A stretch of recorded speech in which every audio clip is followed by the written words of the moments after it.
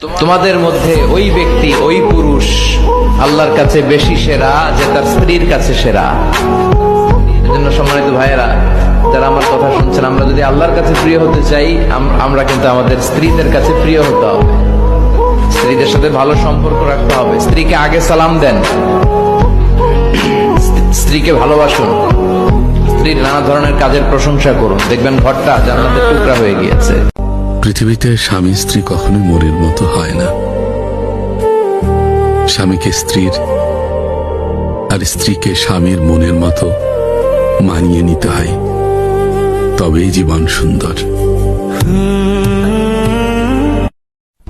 পুরুষ মানুষ আসলে অসুখ বিসুখে খুব কমই মারা যায়। বেশিরভাগ সময় শেষ হয়ে যায় টেনশন, চিন্তায়, দায়িত্বের বোঝার ভারে।